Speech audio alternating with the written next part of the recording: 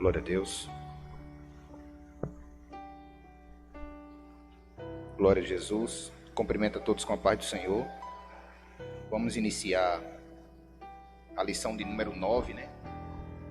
Continuação aí da nossa revista. Estamos aí em reta final. E Deus, Ele tem muitas coisas boas ainda para nos ensinar através da sua palavra. Dos testemunhos dos servos dele que foram exemplos de Deus na terra. E hoje iremos estudar uma lição bem interessante, bem intrigante, que nos trará bastante ensinamento, bastante alerta, né? Porque ela nos reflete coisas gloriosas. E com certeza o Senhor, Ele vai nos ensinar muita coisa nessa noite. Vamos orar a Deus agradecendo por essa oportunidade que Ele nos dá. Soberano Deus e glorioso Pai, na Tua presença nos colocamos neste momento. Desde já eu estou grato a Ti por todos os Teus feitos, pelo Teu amor, por Tua misericórdia, por Tua graça, por Tua bondade, pela Tua provisão, pelo Teu carinho, Senhor, conosco, embora não merecemos. Então nessa noite, Senhor, nós Te pedimos a Tua graça, a Tua força, Te pedimos o Teu entendimento nesta noite, e que venhamos aprender da Tua palavra, Senhor, e aplicar ela no nosso coração, como o salmista disse.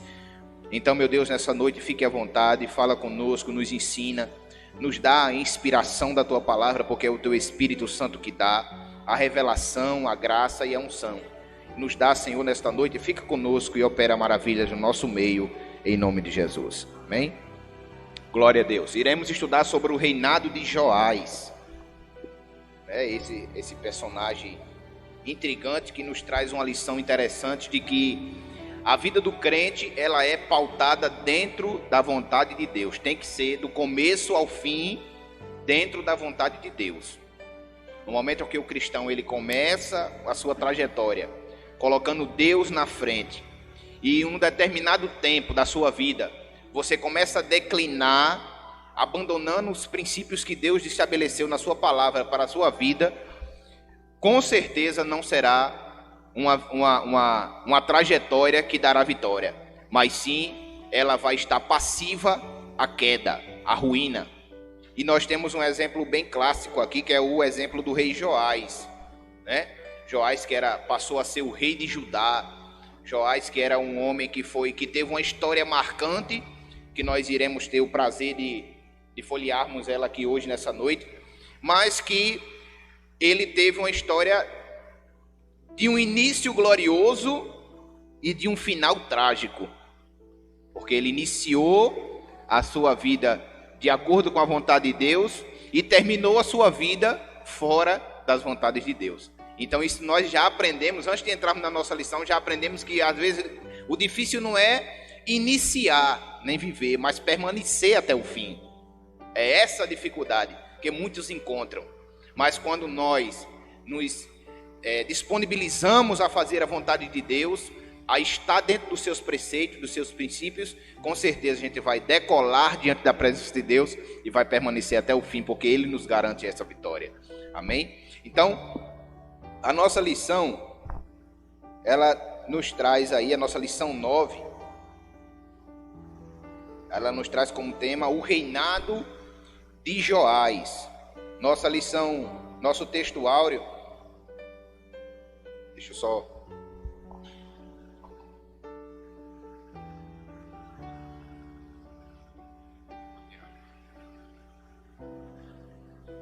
Nosso texto áureo nos diz assim: não te desamparem a benignidade e a fidelidade,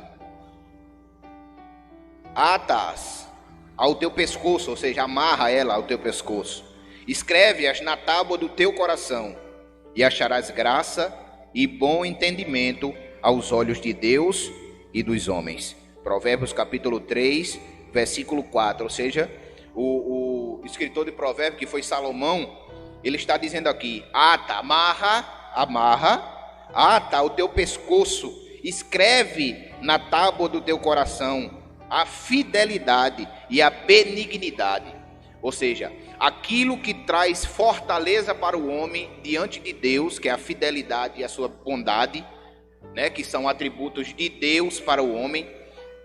Isso Salomão diz, escrevendo aos Provérbios: amarra ela no teu coração, porque ela se fará, você será um homem glorioso diante dos olhos de Deus, né? Então, essa é a nossa verdade, é o nosso texto áureo. Nossa verdade prática nos diz assim: para ter uma vida de constante comunhão com Deus, é necessário abandonar todo tipo de idolatria e confiar nele inteiramente.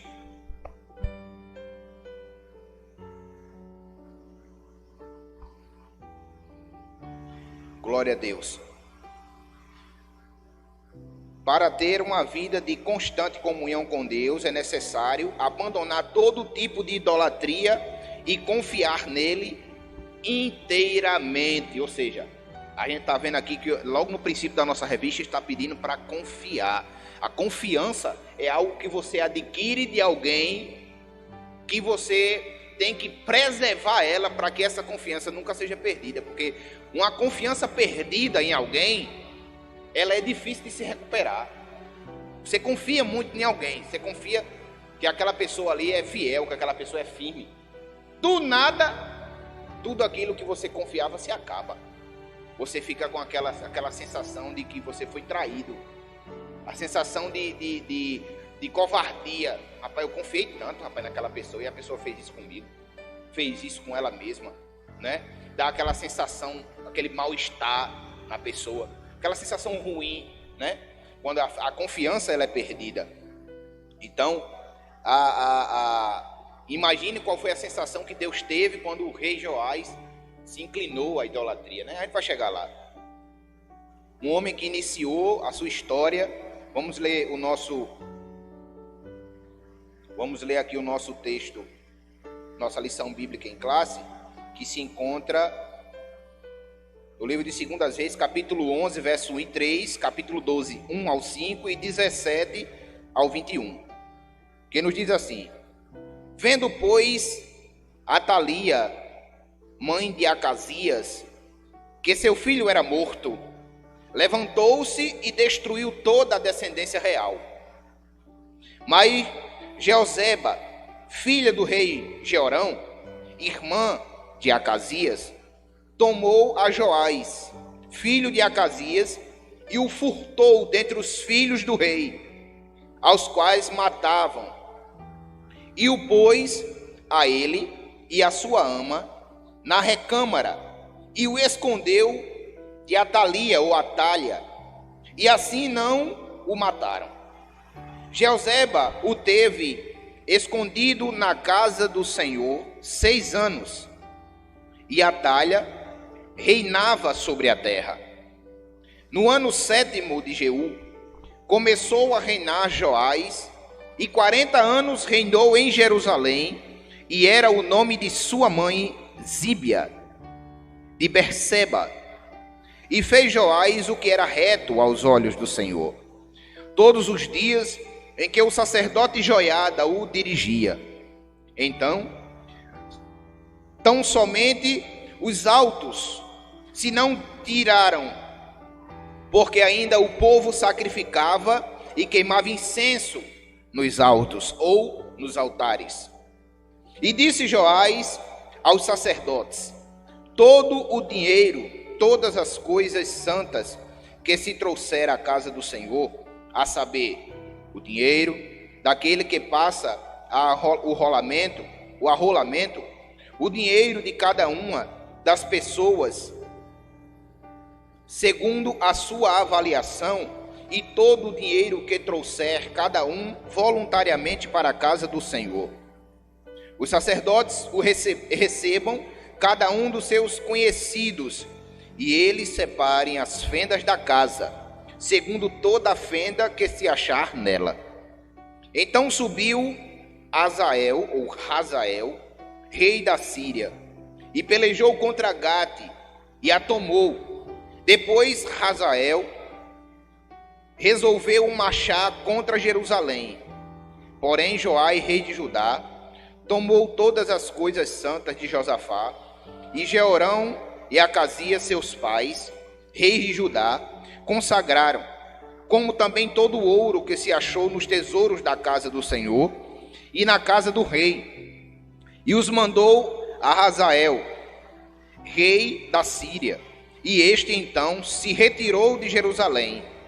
Ora, o mais dos altos de Joás, e tudo quanto fez mais, porventura, não estão escritos no livro das crônicas dos reis de Judá?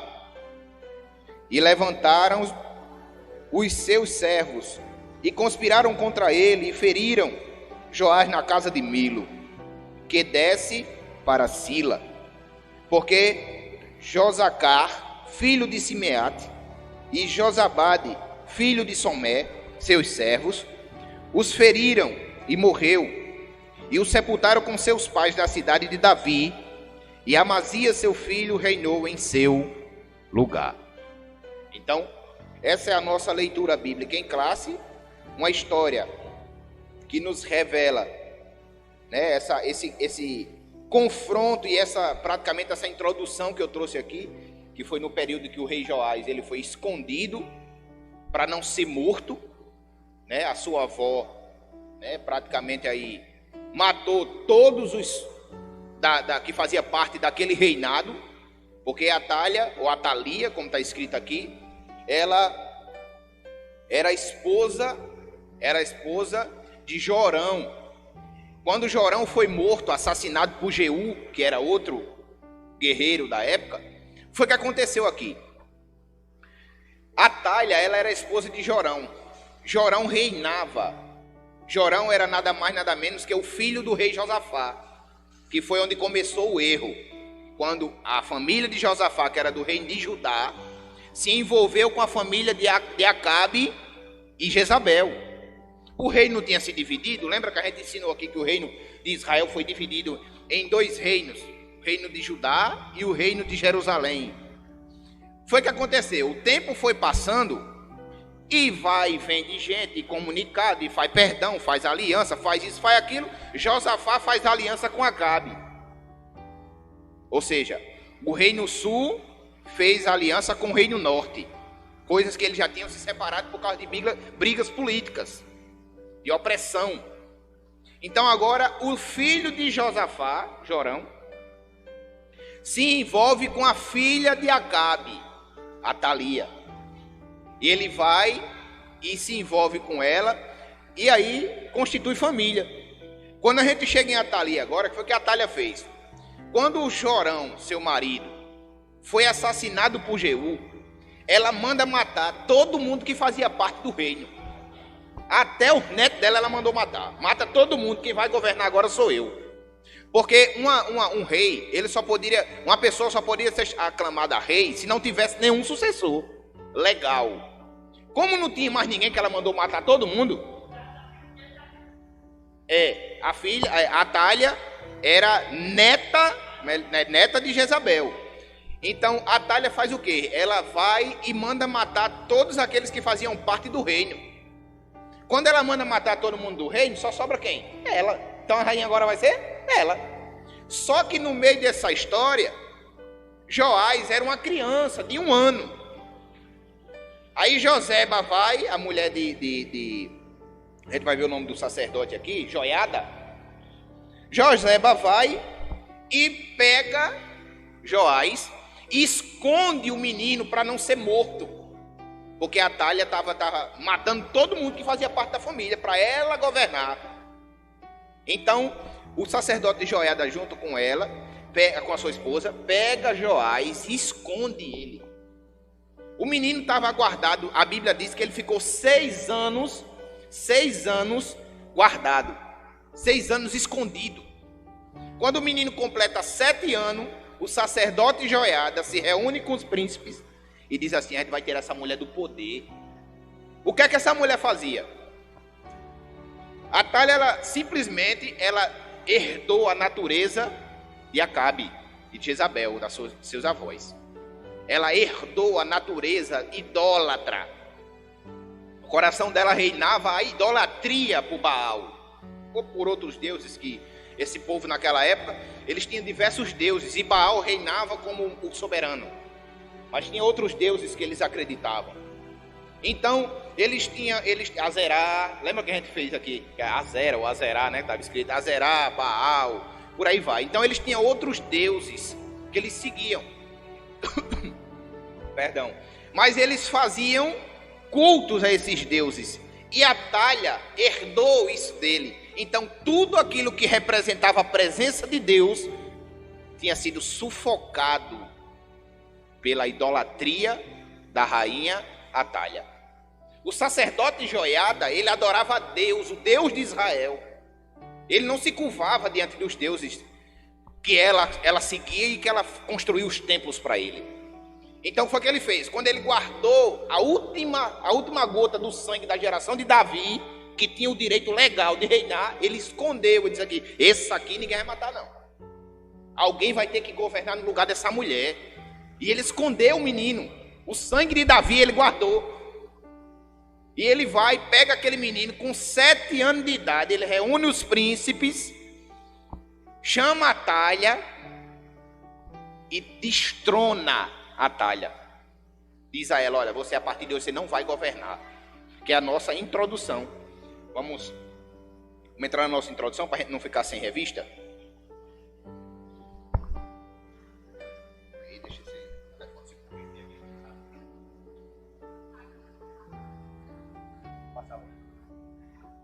Entendi porque ele está dando probleminha.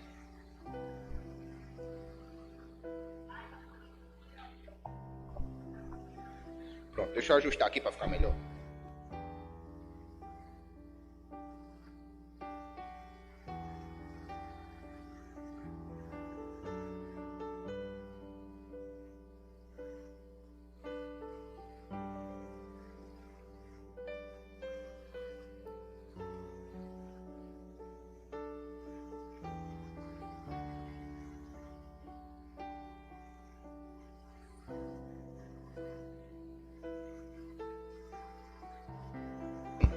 A nossa introdução, ela nos diz assim: com apenas 7 anos de idade, Joás começou a reinar. Acho que dá para ver, né? Joás começou a reinar. Como era muito jovem, recebia orientações e conselhos do sacerdote Joiada. A nossa introdução. Durante os anos em que foi orientado, teve um brilhante reinado e fez o que era reto aos olhos do Senhor. Porém, como as suas convicções sobre Deus não eram suficientemente fortes, após a morte de Joiada, Joás deixou-se influenciar por maus conselhos que fizeram Judá retornar à idolatria. Ou seja, é aquilo que eu estava dizendo. Ele começou um reinado bom e depois se inclinou ao mal. Aí a nossa introdução termina e nós entramos no primeiro tópico. O livramento de Joás. As tramas reais, para a gente entender. Tanto em Israel quanto em Judá, existiam acirradas disputas pelo poder, envolvendo interesses políticos e econômicos. A casa real de Judá havia se aparentado com a casa real de Israel, através de Atalha, neta de Acabe e Jezabel. Atalha se casou com Jorão, filho de Josafá, rei de Judá. Quando Jorão foi assassinado por Jeú, Atalha usurpou o trono e começou a reinar em seu lugar. Está lá em 2 Crônicas, capítulo 22, versículo 12, a parte B. Então, o nosso primeiro, as tramas reais, é justamente isso que eu estou falando. Por isso que eu não queria deixar sem acompanhar com a revista. Aí começando a nossa primeira parte.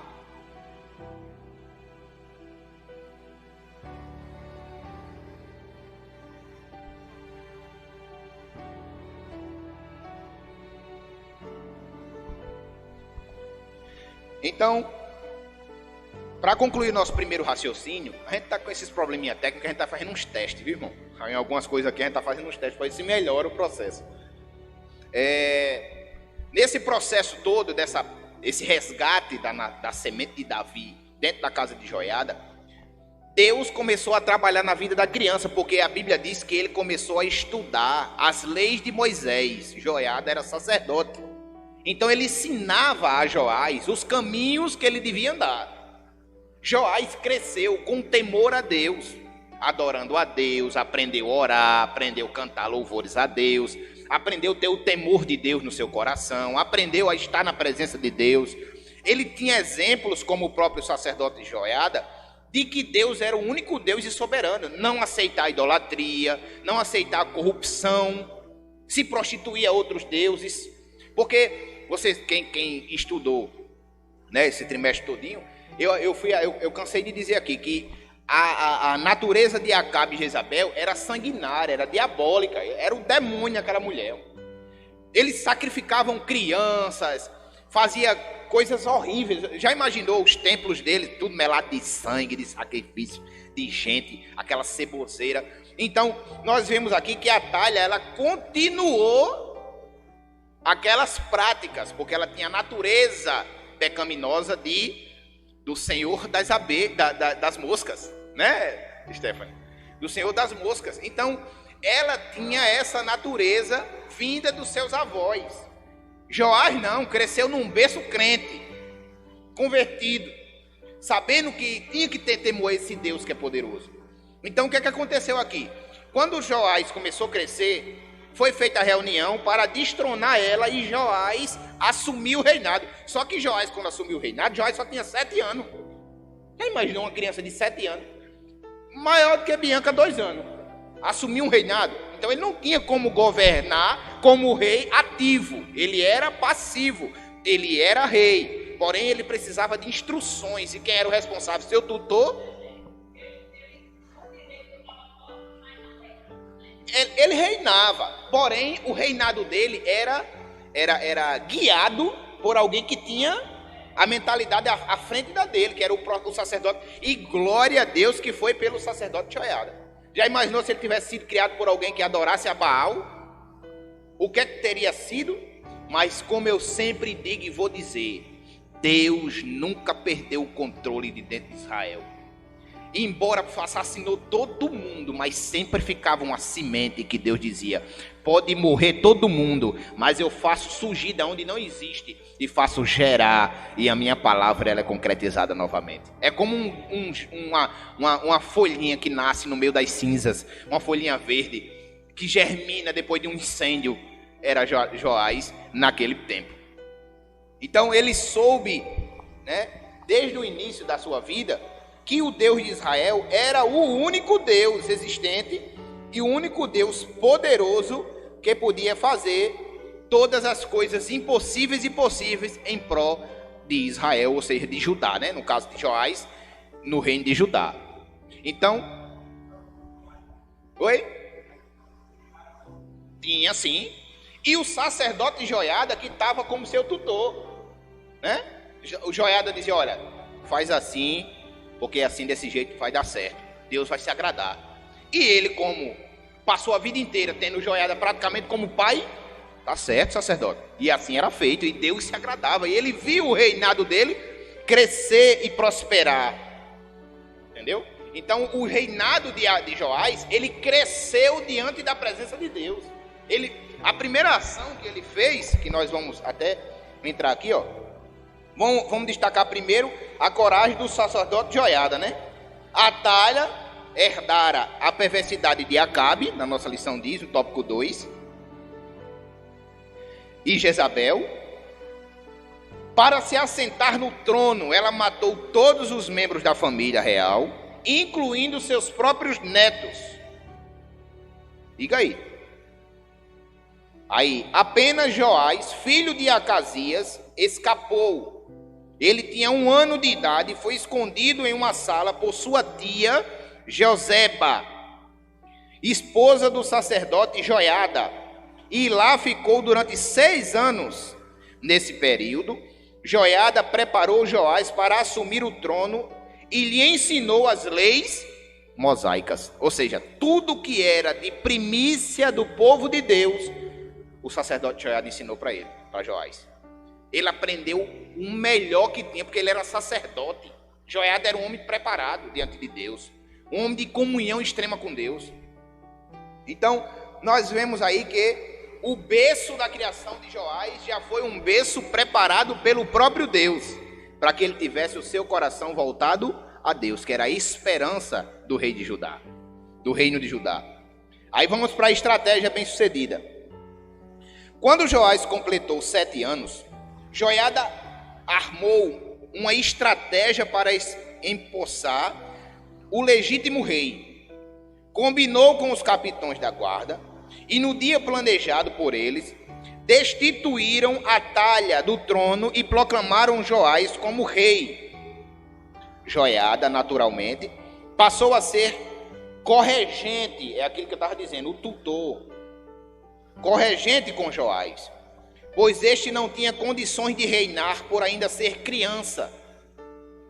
O sacerdote, como um homem temente a Deus, destruiu os sacerdotes de Baal e conclamou o povo para remover seu templo, despedaçar a imagem e altares e refazer aliança com Deus. Então, o que é que nós vemos aqui de priori? Nós vemos aqui Deus agindo em pró do seu nome, do seu reinado, do nome de Joás, trazendo a ele a sua presença, através, logicamente, do sacerdote Joiada, que veio instruí-lo, direcioná-lo, guiá-lo e dar a ele as instruções necessárias para uma vida de um rei edificado na presença de Deus. Então, nosso primeiro tópico, ele encerra trazendo justamente essa visão de que, deixa eu voltar aqui para a gente, de que teria que trazer, de fato, a presença de Deus para Judá. Porque a presença de Deus, enquanto Atalha ou Atalia reinava, não tinha como se ter a presença de Deus, porque a idolatria reinava no ambiente. A mulher sacrificava a criança, eu acredito que todas as práticas, né, diabólicas que os seus avós tinham, ela cultivou, porque era o culto que eles prestavam a Baal. Ele não tinha como prestar um culto a Deus, porque na vida de Atalha não existe Deus para ela e ninguém era a mesma coisa. Quem era Deus era Baal, Asterote, Azerá e por aí vai. Então, o sacerdote Joiada prepara Joás para ser um excelente rei, com a presença de Deus na vida dele. E a primeira atitude de Joás, quando cresce, junto com o sacerdote Joiada, foi restaurar o templo, porque eles precisavam recuperar, que Atalha não foi destituída. Atalha morreu, ela foi morta. Naquele tempo não tinha esse negócio, não, tira ela, vai pra cadeia. Isso não, tira e mata, acabou. Não tem negócio de estar atazanando o juiz de ninguém, não. Depois que saísse do reinado, fuzila ela, que ela matou um monte de gente. Então ela foi morta, mataram ela lá e tchau. A Bíblia não revela mais nada sobre Atalha, não. E Atalha vai, depois que morre, que Joás assume, ele diz, não, agora a gente vai ter que tirar essa podridão daqui, dessas adorações a Baal, templo, imagem, essas ceboseiras. Aí reuniram um monte de homens, mulheres, um exército de pessoas para consertar os altares para a adoração a Deus. Eu imagino, reunir um monte de gente, chega lá, pronto, vamos dar um exemplo, a gente chega. Quando a gente chega no lugar, cheio de sangue de bode, sangue de gente, aquela ceboseira, lavar tudo, higienizar tudo, restaurar, limpar, pintar tudinho, para agora a gente vai adorar o Deus de Israel, que é aqui, essa cidade é dele. E foi isso que Joás fez. Joás se reuniu com o povo, reuniu com o sacerdote Joiada e disse, vamos reunir para a gente restabelecer o templo para a adoração ao verdadeiro Deus de Israel. Aí é onde foi restabelecido o templo. Eles reuniu vários homens. Vamos acompanhar na lição, que aí fica mais fácil. O reinado de Joás e a reparação do templo, vamos lá. A arrecadação, né? Porque para se trabalhar tem que ter dinheiro. Infelizmente, desde o tempo de Jesus, Jesus mesmo tinha Judas. Judas era o tesoureiro de Jesus, o que se forcou. Ele era o tesoureiro, ele que tomava conta do dinheiro. Por isso que foi quando perguntaram assim, em que te roubamos? Ele disse, nos dízimos e nas ofertas. Ele roubava. Ele pegava o dinheiro das ofertas, ele, Judas. Judas era...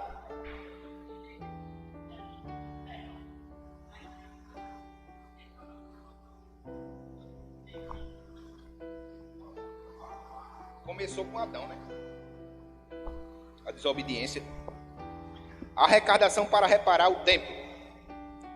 O reinado de Joás foi muito próspero, enquanto Joiada, seu sacerdote, o aconselhava, segundo as Reis 12:2. Como a adoração a Baal havia sido muito incentivada pelos reis anteriores, porque só vinha um cunho de idolatria, né? Desde sempre só idolatria, só os homens se curvando ao mal. Pelos reis anteriores, nenhuma manutenção fora feita no templo do Senhor. E por isso, ele estava em condições precárias. Logo, Joás incentivou o povo e os sacerdotes a arrecadarem ofertas para a manutenção do templo. Que foi justamente isso aí que deu suplemento para que o povo conseguisse arrecadar dinheiro para ajeitar, consertar, restaurar piso, parede, teto, mantimentos. E ele organizou direitinho para as pessoas trazerem as suas ofertas, porque ele teve o sacerdote Joiada, ele tinha o cuidado de separar o que era oferta do que era pagamento de sacrifício. É diferente. Por quê? Porque as pessoas ainda pecavam aqui. E quando elas pecavam, o que é que elas faziam? Vamos dar uma oferta, levar um cordeiro, levar alguma coisa para a gente poder perdoar nossas falhas. E aquilo que eles faziam, que levava a oferta para pagamento ou para uma oferta para dar para o perdão dos seus pecados, das suas obras, eles separavam aquele dinheiro à parte daquilo que era ofertado para o crescimento da obra, para a organização da igreja. Então, ele separava esse dinheiro. Lá em 2 Reis capítulo 12 mostra a organização como foi feita. Então eles arrecadaram dinheiro, arrecadaram valores, prata, ouro, o que eles podiam ofertar. E o sacerdote Joiada organizava para dizer para que cada coisa era destinada. Certo? Então, vamos para a fidelidade. Fidelidade dos tesoureiros. Um detalhe muito importante nessa arrecadação foi a fidelidade com que os sacerdotes e tesoureiros reais administravam o dinheiro, segundo as Reis 12:15. Numa época como hoje, esse exemplo dos funcionários de Joás é um importante modelo a ser seguido para desfrutarmos das bênçãos do Senhor. Ou seja, a gente está vivendo num tempo onde fidelidade, compromisso, né? Aquele respeito, aquela honraria,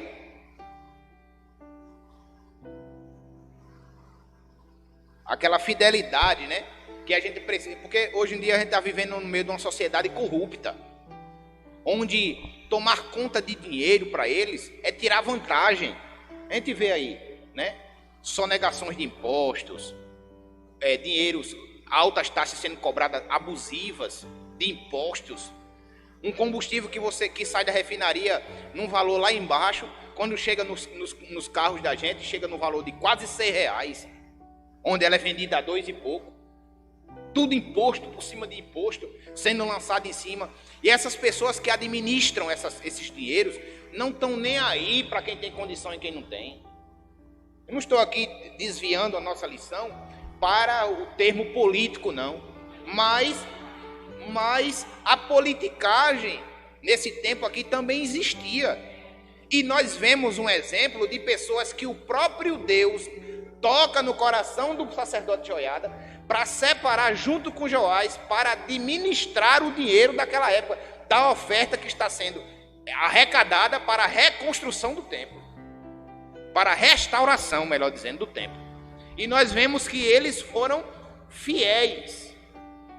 Cuidar de dinheiro, de igreja, cuidar de dinheiro de qualquer canto, tem que existir fidelidade e compromisso.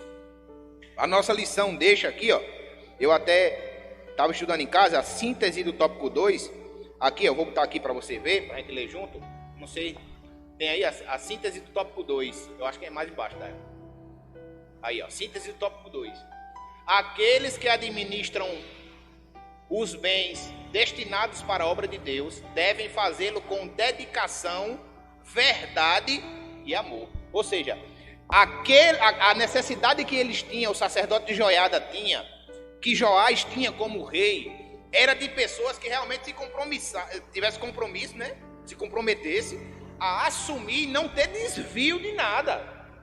Porque aquilo que estava sendo arrecadado não era para o bem material de ninguém, mas era para a obra de Deus. E o próprio Deus, ele tinha os seus olhos voltados para a intenção do coração de quem a recebia. E a Bíblia diz que eles foram fiéis. O que mais me deixa feliz é que nós podemos usar esses homens como exemplos para a nossa vida. Porque a fidelidade é uma característica de Deus. Ele disse: se o homem for infiel, eu permanecerei fiel. Ele é fiel sobre todas as coisas. Nós somos falhos, mas devemos sim buscar essa fidelidade que vem dele para conosco. Ser fiel no trato de tudo. Ser fiel nas mínimas coisas. Ser fiel no pouco, no muito, no dízimo. Ser fiel com o irmão. Ser fiel com a obra de Deus. Ser fiel no partir do pão. Ser fiel em todas as características da vida. Devemos sim ser um exemplo. Nós, principalmente nós crentes, devemos ser um exemplo de fidelidade. Por quê? Porque a corrupção, ela é algo real. É uma ação, uma artimanha do diabo que nos cerca, tentando nos seduzir para o mal. E se cedermos, desagradaremos ao Deus que nos elegeu com tanta confiança. E isso, na nossa síntese diz, é para ser feito com amor, com fidelidade. Então, continuando aqui o nosso raciocínio, eu já vi que a Diana está utilizando o outro lado ali, né? Outra revista. A revista do computador, né? Já vi que eu perdi o domínio aqui. Continuando aqui. O 3. Fidelidade. Um atributo que enobrece. Não importa a quantia que está sendo administrada. Deus jamais se agradará de qualquer subtração, ou seja, retirada. Não posso tirar um centavo, não. Isso dentro dos termos de Joiada e Joás. De valores financeiros ou vantagens pessoais. A palavra de Deus incentiva a prática da fidelidade. Não te desamparem a benignidade e a fidelidade. Ataás, ou seja, amarrarás, foi o texto que nós lemos na leitura bíblica em classe, ao teu pescoço. Isso aqui é Salomão falando. Escreve-as na tábua do teu coração, e acharás graça e bondade, entendimento aos olhos de Deus e dos homens. Fidelidade enobrece a alma e traz respeito a quem as pratica. Ou seja, eu digo, irmão Marco, me empreste aí um valor, quando for segunda-feira, eu lhe devolvo. Aí passa segunda, terça, quarta, quinta, sexta, sábado, domingo, segunda, terça. Cadê irmão Bruno? Eu disse a ele, rapaz, que ia usar esse dinheiro aqui, ele estava empregado em outra coisa, eu ia precisar desse valor, mas eu fui infiel com ele, não dei satisfação, o irmão Marco fica esperando, às vezes fica até sentido assim, com vergonha de cobrar, para não entristecer, porque o irmão Marco é fiel. Porque quem é fiel se sente envergonhado numa situação como essa. Às vezes você quer ter força até de cobrar lá, mas você fica com medo de entristecer a pessoa, ou a pessoa às vezes não está com condição de pagar, mas dê uma satisfação, seja fiel. Chegou o dia de pagar, não está com dinheiro, irmão Marco, meu amado, 2, 3 dias antes, o negócio está apertado aqui. Como é que a gente faz? Eu peguei aquele valor com o senhor, mas não vou conseguir ser fiel. Eu estou dando prazo ao irmão Marco, de que se ele não puder contar comigo, ele já em busca de outro canto, já pega, já cobre, e fica aguardando eu receber. Isso eu estou falando na pior das hipóteses, na pior delas, se eu não tiver como de jeito nenhum.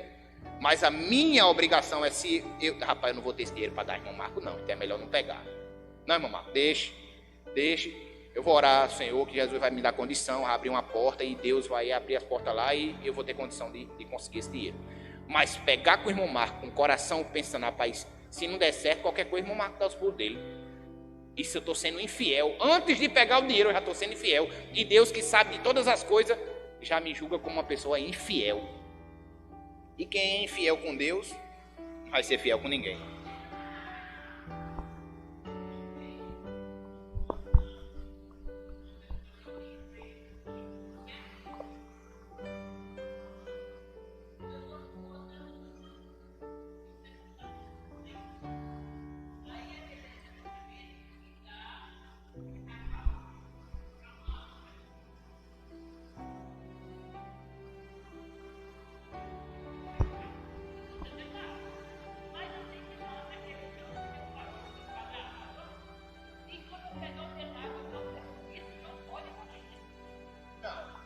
Porque a senhora não está subtraindo nada, a senhora está substituindo.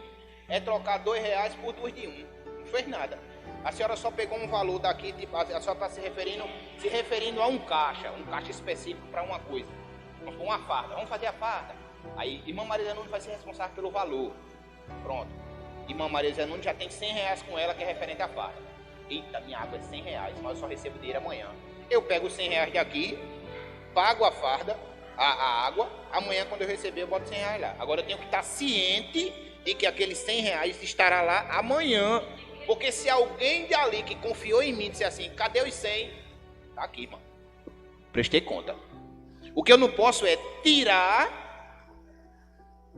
Cadê os 100, irmão? 100 não. Foi passado nenhum valor para mim não. Eu estou subtraindo para o meu bel prazer. E eu não posso. A Bíblia não me autoriza isso. Eu estou sendo infiel com quem confiou em mim. E essa confiança era extremamente necessária.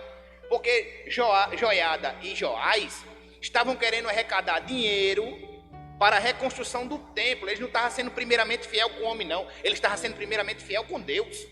Então as escolhas deles poderiam refletir na construção do templo, na restauração. Então eles tinham que arcar com as responsabilidades da recolha. E a Bíblia diz que os homens que foram os colhedores das ofertas que estavam sendo entregues ali, foram fiéis, não faltou 10 centavos do que ficou recolhido. Foram todos fiéis. Então eu acho que eu consegui responder o que a senhora estava perguntando. É errado eu pegar e depois repor? Não. É errado eu pegar e não repor mais nunca. Como é que eu vou fazer isso? Aí sim, eu subtraí. Eu não subtraí, eu substituí. Eu assumi a responsabilidade de substituir. Eu não sou a pessoa responsável pelo dinheiro. Até porque se eu chegar em casa, pronto, chegar aqui, um exemplo. As ofertas, pronto, recolhe as ofertas. Aí de pronto, a partir de hoje é o tesoureiro. Eu vou recolher a oferta, boto tudo no envelope e levo para casa. E contabilizo tudinho, anoto quem ofertou, quem não ofertou, quem foi dízimo, quem foi a oferta de todo mundo. Recolho tudo, tá tudo certo, tá. E presto conta à tesouraria da igreja. Eu não sou responsável por isso. Agora, se eu pego daquelas ofertas e vou direto pro Chino Taiwan agachar todinha, aí o que foi que eu fiz? Eu subtraí uma coisa que não era minha. Eu mexi numa coisa que não foi específica para mim. Agora, se chegar alguém na igreja e disser assim, ó, irmão Bruno, tô botando R$100 na salva. R$10 é oferta, 90 é seu. Eu digo, missionária Joana, tá vendo esses 100? O irmão Marco disse que era 10 de oferta e 90 era meu. Tá certo. Eu tenho uma testemunha. Irmão Marco confirma. Aí sim, quando eu chegar em casa, no meio do dinheiro eu tiro 90 e boto no meu bolso, que é meu, foi o irmão Marco que me deu, a igreja não tem nada a ver com isso. Mas os 10 que ele disse que era da igreja vai estar lá. Aí é diferente, eu não estou subtraindo, eu estou pegando o que é meu e o que é da igreja é da igreja. Foi o que aconteceu aqui. Eles não precisaram subtrair nada para eles. Nada ali que estava sendo dado para ninguém. Era tudo revertido para a restauração do templo. E a Bíblia diz que foram fiéis a isso. Todos agiram com fidelidade. Aqui, ó, nas últimas linhas diz assim: a palavra de Deus incentiva a prática da fidelidade. Não te desamparem a benignidade e a fidelidade. Atai-as no teu pescoço, escreve na tábua do teu coração, e acharás graça e bom entendimento aos olhos de Deus e dos homens. Todo mundo vai confiar num homem desse. Viu? O dinheiro todo na mão de Stephanie. Não falta 10 centavos. Toda vez que a gente precisa de alguma coisa com o dinheiro, não, pode deixar com o Stephanie. Deixa que a Stephanie organiza bem direitinho, sabe quem foi que deu. Bota PG, quem paga. Ela bota lá F, quem tá faltando. Controla. Se você perguntar, ela sabe quem deu o dinheiro, quem não deu. Toda vez que tiver arrecadação, a gente vai procurar quem? Stephanie, que ela é organizada. Ela sabe tabular tudo aquilo que entra, que sai, quem precisou. Se o dirigente disser assim, estou precisando de R$50, Stephanie, desse dinheiro para retirar as xerox. Ela vai lá. Presbítero Bruno, R$50, referente a xerox. Se alguém perguntar, cadê os 50, Stephanie? Tá aqui, ó, o presbítero Bruno pegou para tirar xerox. Ela tem tabulado e tem lá a assinatura do presbítero Bruno pegando. Assina aqui, presbítero Bruno. Não, mas é o presbítero. Quer saber não, dinheiro é dinheiro. Dinheiro já levam para o inferno. Assina aqui. O presbítero Bruno assine. O problema dele, ele pode ser o pastor. Assina aqui, pastor. Sim. Não, mas eu sou o pastor, eu quero saber. Então você é o pastor e eu sou o tesoureiro, eu não dou não. Pronto. Vai assinar não? Não, então não leva.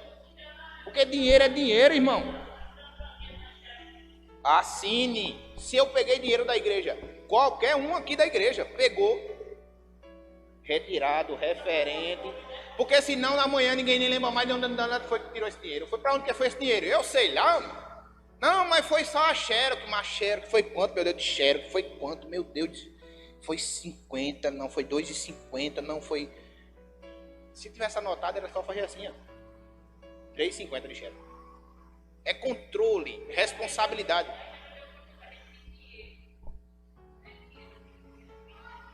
Tem que ser tudo anotado. Comprovante, tudo. Porque senão você perde o contato, irmã. Irmã aqui não me deixa mentir. Ela trabalha com tesouraria, sabe o que é isso. Então, vamos adiantar aqui. Eu não sei nem que hora é, irmão. Meu Deus. Pronto. A gente está no tempo. Vamos lá. 8h10. Pronto. Vamos concluindo, né? Terceiro tópico. A conspiração contra Joás. Agora a gente vai começar a ver o declínio dele. O declínio do reinado. A história de Joás nos revela que ele não tinha firmeza em suas convicções e se deixava levar facilmente por qualquer sugestão. Quando o sacerdote Joiada morreu, o rei não conseguiu manter-se inteiramente fiel ao Senhor. Passou a adorar ídolos. Olha aí, Deus me livre, Jesus. Segundo as Crônicas 24:18, e a confiar em suas próprias forças, o homem confiando nele mesmo. Só dá errado no final. As más decisões de Joás e sua desobediência resultaram na falta de prosperidade do reino, na perda de sua confiança em Deus e mais tarde na conspiração de assassinos contra ele. Segundo as Crônicas 24:25. De assassinato contra ele. Essa é uma trágica consequência da desobediência. Perder a confiança em Deus por causa de uma consciência contaminada. Assim aconteceu com o rei Joás.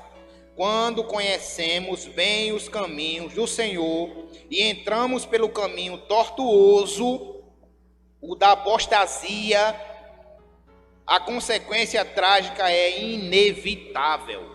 A primeira coisa que desmantelou ele foi a idolatria. Começou a adorar deuses estranhos fora daquilo que ele aprendeu desde criança, desde bebê.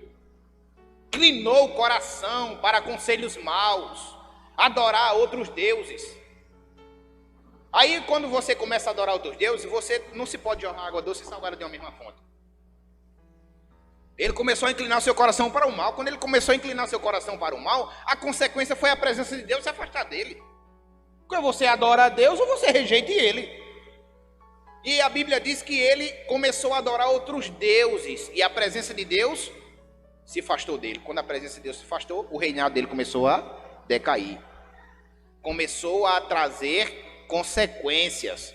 Porque a presença de Deus nos traz frutos. A ausência de Deus nos traz consequências. E muitas das vezes delas são irreversíveis. Aí, Joás vai começa a adorar outros deuses, coisas que o próprio Deus nunca tolerou. Falamos isso aqui diversas vezes.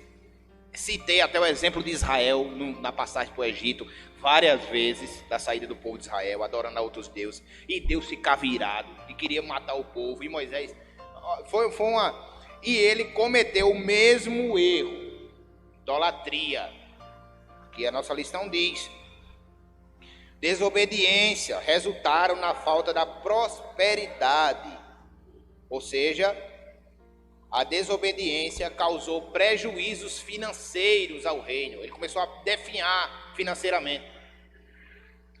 A falta de compromisso com Deus. Essa é uma estratégia, né, de Satanás para querer destruir qualquer natureza organizacional. Tirar a presença de Deus do meio dela e trazer a infidelidade para o meio do povo. Nação dividida não subsiste, ela se destrói, se desfaz. E a presença de Deus ali, o povo começou a adorar a Deus, o verdadeiro Deus. Através do sacerdote Joiada e de Joás, o povo voltou-se a Deus. E queria Deus como seu Senhor. O reino estava próspero. A prosperidade estava grande no meio do povo de Judá. Então ninguém queria saber mais de adoração a outros deuses. Aí o que é que eles fazem? Inclinam no coração a adoração, a idolatria. A adoração de outros deuses. O povo se revolta. Houve uma revolta. Então, nós vemos aqui a conspiração e a morte no reino. A idolatria de Joás teve início após a morte do sacerdote Joiada. O rei, em vez de seguir tudo o que o sacerdote lhe ensinara, passou a tomar conselho com os príncipes de Judá. Abandonou o Senhor e se voltou aos ídolos. Sua capacidade de discernir estava tão prejudicada que, ao ser repreendido por Zacarias, filho de Joiada, o matou. Ou seja, olha o que ele fez. Pegou um profeta, o profeta chegou, igual Natan chegou para Davi. Olha, Davi, tinha um homem tinha tantas ovelhas e matou a única ovelha e tal. Esse será você, Davi, quando ele deu a sentença. Ele pagará 4 vezes mais, Davi falando como rei. Aí ele disse, esse homem é você, Davi. Você pecou, você errou, entristeceu a Deus. Pode ligar aqui. Liga aí, Daí, esse ventilador. Tá quente. Então, a mesma autoridade que ele teve para repreender Davi, Zacarias teve para repreender Joás. Só que quando Zacarias repreendeu Joás, foi que Joás fez? Mata o profeta. Para você ver o quanto a mente dele estava corrompida. A falta de direção com Deus.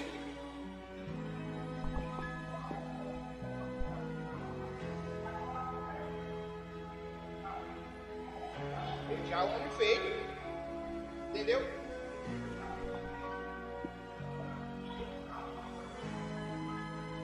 Então, ele manda matar o profeta Zacarias. Deixa eu ver.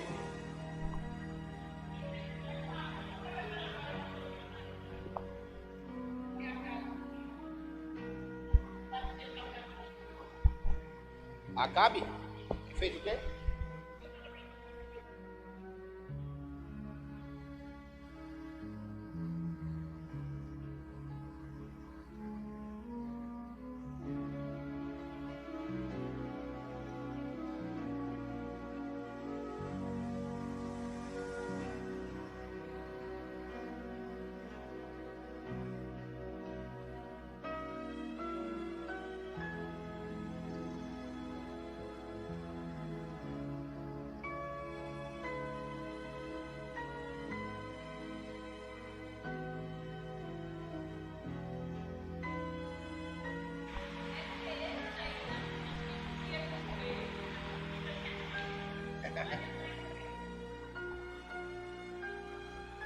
Certo, vamos lá. O aplicativo está dando um probleminha aqui, irmão, mas... Pronto, vamos para aqui. Aí está no... Ali, ó. O juízo de Deus veio até Joás através do exército sírio, que pelejou contra ele após a batalha. Ferido, os próprios servos de Joás conspiraram contra ele e o mataram em sua cama. Já imaginou? O exército sírio tinha enfrentado o exército de Gate. Matou todo mundo lá e conseguiu a vitória. Aí ele veio e enfrentou o exército de Judá. Deus permitiu. Ah, ele tem ali, ó. Essa aí é o final da Ana, não? Quão perigoso é abandonar os bons conselhos do céu para buscar os maus conselhos terrenos. Filipenses 4, 8 e 9. Não podemos deixar de discernir as coisas do Espírito, pois a palavra de Deus diz que nós temos a mente de Cristo. Paulo falando na primeira carta à igreja de Corinto, capítulo 2, versículo 16. Devemos ter a mentalidade de Cristo, a mente de Cristo. Ter o entendimento daquilo que agrada e desagrada a Deus. Conspiraram, os seus 2 servos dele conspiraram contra ele e o mataram enquanto ele dormia. Na cama dele, foi lá e mataram Joás. Ou seja, tanto amparo, guardaram ele, cresceu no ensinamento de Deus, uma vida edificada, Deus honrando ele, dando vitória, prosperidade, dando bênção, crescendo, o seu ministério crescendo. Aí o homem vai, abandona Deus, inclina o coração à idolatria. Quando ele inclina o coração à idolatria, o diabo entra e faz a festa, porque o diabo é diabo desde o início do tempo.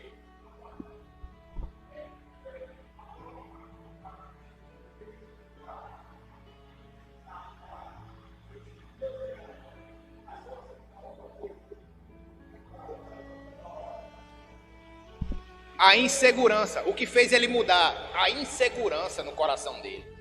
Ele estava diante de afrontas e não sabia o que fazer. Então ele tinha que recorrer a conselhos. Aí os conselhos daqueles que eram corrompidos aconselharam a ele. Ele não tinha mal sacerdote de olhada para inclinar o coração dele às coisas de Deus. Aí ele começou a ouvir, a nossa lição diz, os conselhos dos homens terrenos. Eita, porque daí nós mudou a folha anterior. Aí, eu acho que é lá embaixo. É aí? Não, é lá mesmo, né? Não, é lá mesmo, vira. Lá em cima. Quão perigoso é abandonar os bons conselhos do céu para buscar os maus conselhos terrenos. Filipenses 4, 8 e 9, isso é a referência bíblica. Mas o contexto é que ele estava ouvindo na folha anterior. Ali, ó.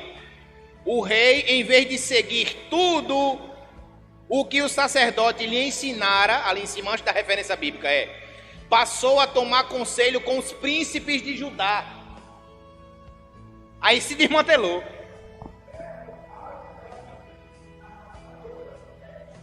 Exatamente. Você tem a natureza moldada pela palavra, mas quando sai daqui, aí os príncipes do mundo, da terra, deixa de ser besta. Oh, meu Deus, isso é besteira. Tem 2 demônios lá no inferno, isso é besteira e tem nada não. É 2 demônios que tem lá. O demônio chamado de isso é besteira e o outro tem nada não. Hã?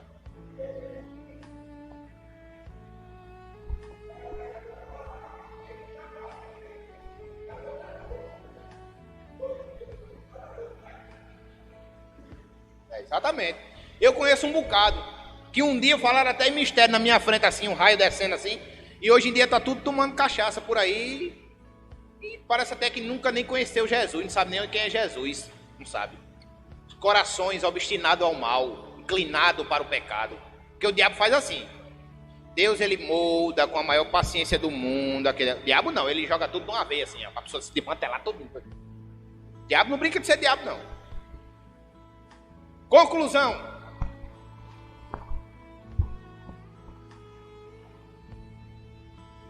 Nossa conclusão nos diz assim: Joás foi levado ao trono por uma ação divina, organizada pelo sacerdote Joiada.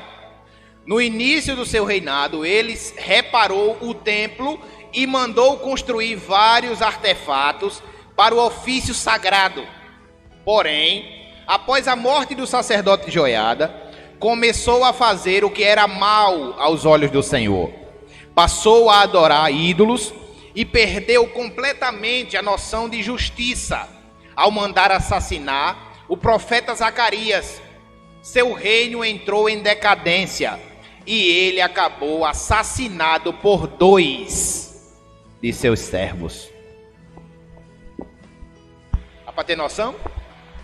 A afronta, primeiro, não ouviu os conselhos de Joiada, que deu os estatutos dados pela lei de Moisés. Segundo, mandou matar o rei Zacarias, o profeta Zacarias, que era filho do sacerdote que ensinou a ele, praticamente cresceram juntos. Ele cresceu vendo Zacarias, conhecia Zacarias. E terceiro, foi adorar outro Deus. Ele catou confusão com o céu, meu amigo. E para Deus não tem esse negócio de o bichinho, não tem isso não. Ou você anda certo com Deus, ou você abandone Ele, porque Deus é justiça.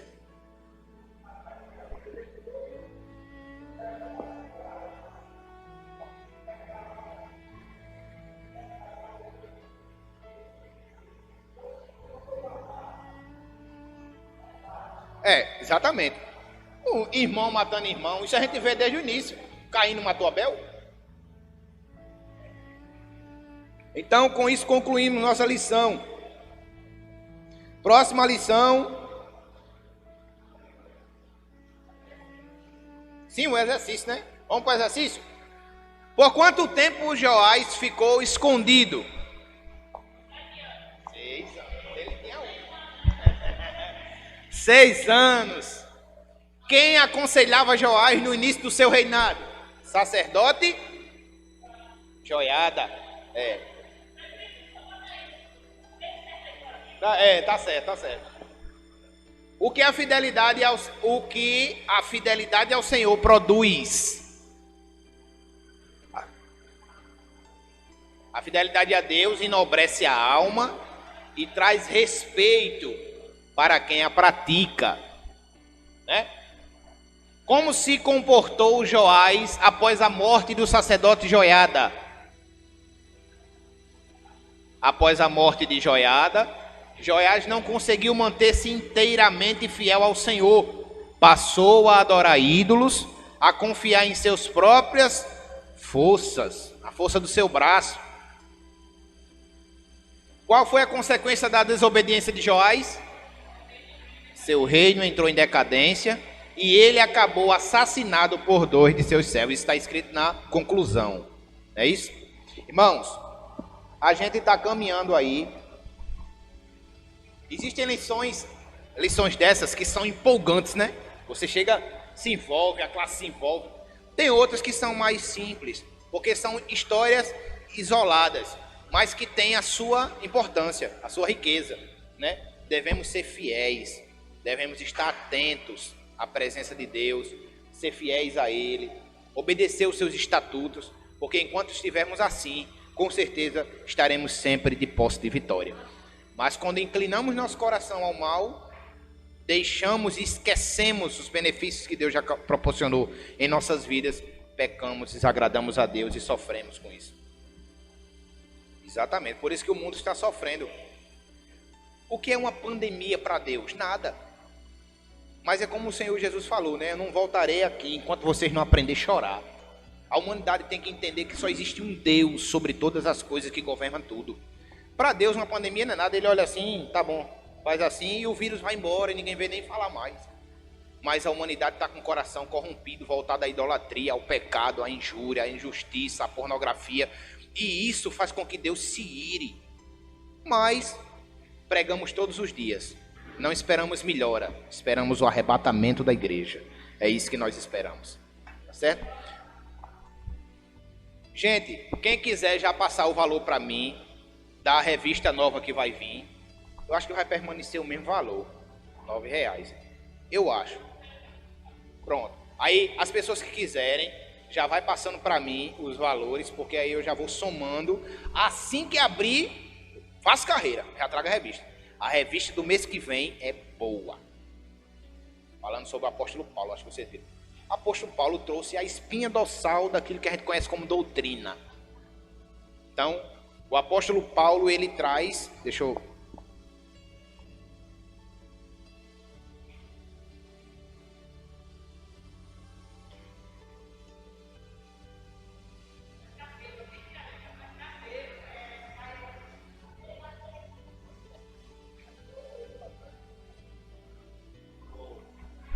Vamos orar a Deus, agradecendo a Ele.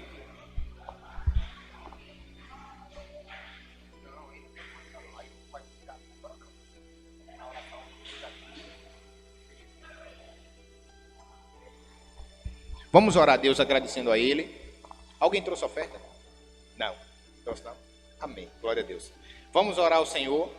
A gente vai comprar as revistas, né? Quem sabe vai ter aí pessoas que vai receber doação. A gente está trabalhando, eu e o Neto já estava conversando sobre isso. Pessoas que, né, a gente está numa pandemia, né? Aí tem alguns que, não, eu não estou sem condição de comprar agora. A gente faz uma doação da revista, é para isso que serve as ofertas. Quando a gente vai, a próxima lição ela vai vir show de bola, meu irmão. A próxima lição ela vem muito boa. Então, vamos encerrar orando a Deus e agradecendo por essa noite maravilhosa. Senti falta, os alunos que estiverem acompanhando aí pela live, senti falta de muitos alunos aqui hoje, né? Aqueles que são mais frequentes. Mas, glória a Deus, Deus sabe todas as coisas. Vamos apresentar a vida deles também em oração a Deus. Soberano Deus e glorioso Pai, nós te louvamos nessa noite, te agradecemos por essa noite maravilhosa na tua santa presença. Obrigado por tudo. Que tu venha, meu Deus, abrir cada vez mais nosso entendimento, encher o nosso coração de alegria e nossa mente da tua palavra. Deus, eu não sei o motivo de os teus servos e tuas servas não poder ter vindo, mas onde eles estiverem agora, Senhor, que tu venha ser a provisão, a mão, tu venha ser a cura, a libertação, a transformação, que tu seja aquilo que eles precisarem que tu seja, Senhor. Meu Deus, obrigado por essa noite maravilhosa. Nos leve em paz para nossos lares, nos livre de todo mal, nos dá uma continuidade de semana de vitória e que quarta-feira estejamos aqui para louvar e bendizer o teu santo nome na beleza da tua santidade. Obrigado por tudo e fica conosco em o nome de Jesus. Amém. Glória a Deus. Deus abençoe.